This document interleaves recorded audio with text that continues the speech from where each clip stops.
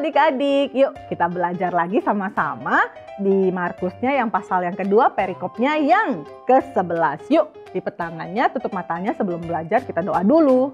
Bapa yang baik, terima kasih kami mengucap syukur kalau kami boleh belajar firman Tuhan kembali. Biarlah Tuhan yang boleh menyiapkan hati kami menjadi tanah yang subur supaya setiap benih firman boleh bertumbuh di hati kami.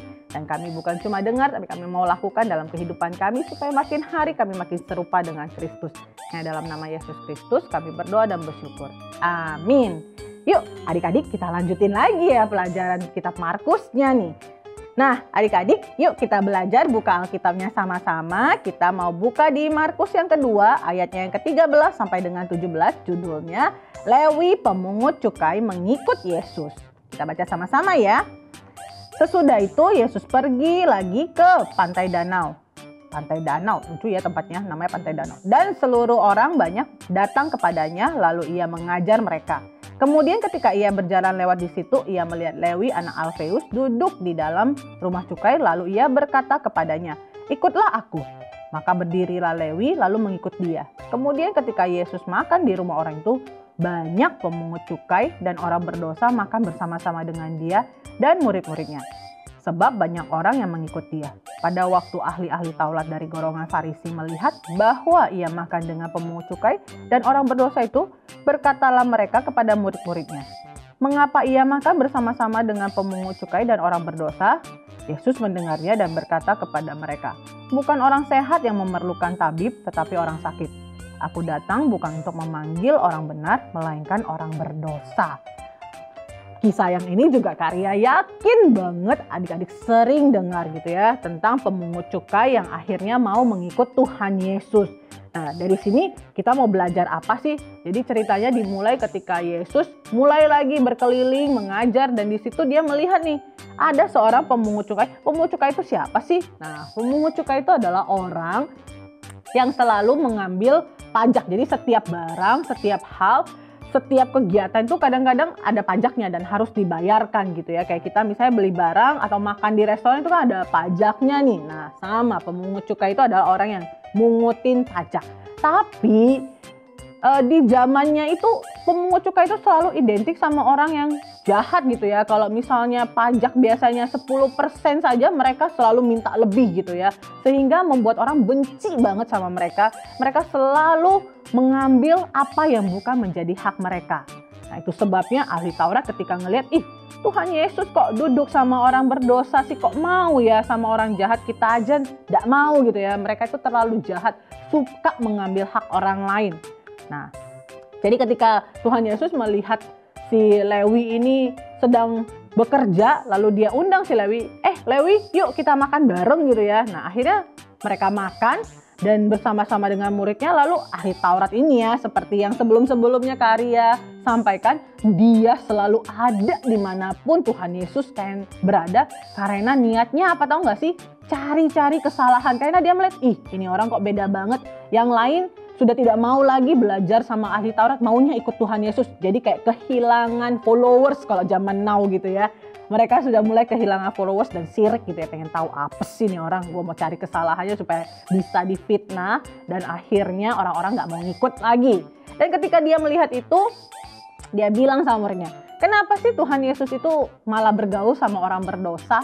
Malah sukanya ngumpul sama orang berdosa, malah makan sama orang berdosa, nanti keikutan loh jadi berdosa."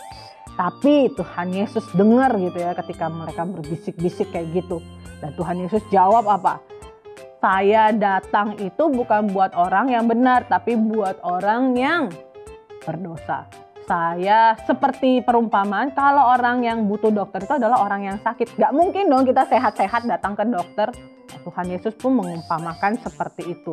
Hanya orang yang berdosa yang butuh Tuhan. Nah adik-adik, kita juga manusia berdosa. Kita selalu belajar bahwa setiap manusia itu sudah kehilangan kemuliaan Allah.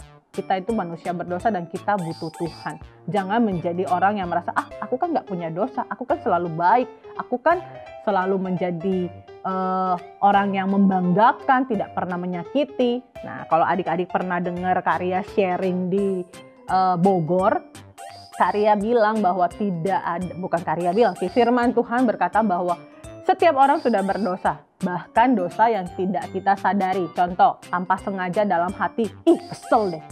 Nggak menyakiti sih, nggak mukul orang sih, tapi tuh tetap aja kita kesel sama orang, benci sama orang. Dalam hati itu juga sudah dosa loh. Atau ketika di jalan gitu ya, Karya kalau nyetir gitu ya, kadang-kadang suka merasa kesel sama orang yang tiba-tiba motornya nyalip gitu kan. Gitu kan. Nah itu juga sudah berdosa, kita tidak mengasihi dia sampai kita gemes sama dia. Itu juga sudah dosa. Jadi banyak sekali dosa yang tanpa kita sadari, jadi kita nggak bisa bilang bahwa kita tidak berdosa. Dan orang berdosa butuh Tuhan. Nah dari kisah ini Karya belajar atau Karya mau sharing ke adik-adik ada beberapa hal. Banyak hal yang bisa kita pelajari pastinya dari firman Tuhan. Tapi satu hal yang paling eksklusif, yang luar biasa, yang Karya bangga banget gitu ya. Ketika Karya tahu bahwa ketika Tuhan Yesus melihat si Lewi, si pemungut cukai orang berdosa ini, dia mengatakan kepada dia, ikutlah aku. Wow, baik ya Tuhan itu, walaupun kita berdosa, Tuhan panggil kita dengan panggilan yang sangat istimewa, ikutlah aku. Kalau kita bisa mendapat anugerah itu, jangan pernah sia-siakan. Ketika Tuhan panggil kita, ketika Tuhan berikan kita kesempatan untuk bilang, ayo ikut aku, itu adalah panggilan yang luar biasa. Nah, terus Tuhan Yesus juga bilang bahwa orang sehat gak butuh tabib, tapi orang yang sakitlah yang butuh tabib. Itu juga sesuatu yang mengingatkan kita bahwa yes, kita ini selalu merasa diri kita sehat, padahal kita nggak sehat. Banyak dosa yang kita lakukan dan itu menyakiti hati Tuhan. Jadi Tuhan mau memulihkan kita, mau menyembuhkan kita.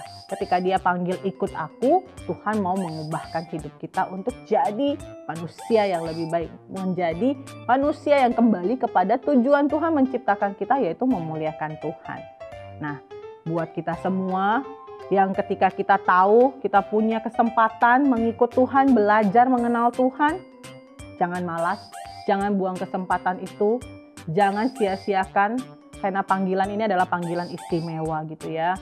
Buat adik-adik yang ada di rumah, Karya mau gitu ya, ketika kalian dengar firman ini adalah panggilan Tuhan kepada adik-adik semua, ayo kita sama-sama kembali kepada Tuhan, kita sama-sama kembali mengenal Tuhan yang luar biasa di dalam hidup kita, dan berikan hidup kita untuk dipulihkan, disembuhkan oleh Tuhan.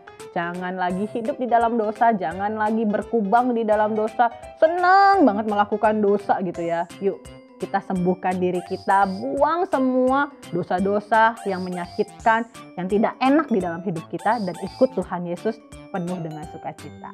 Oke? Sampai di sini sharing Karya tentang Lewi pemungut cukai ini. Jangan kayak orang Farisi ya, cari-cari kesalahan. Tapi kita belajar untuk mau ikut Tuhan disembuhkan, bukan untuk cari-cari kesalahan orang. Kita lipat tangannya, kita mau berdoa, Tuhan tolong kita untuk meresponi panggilan ini dengan sungguh-sungguh. Lipat tangannya, tutup matanya.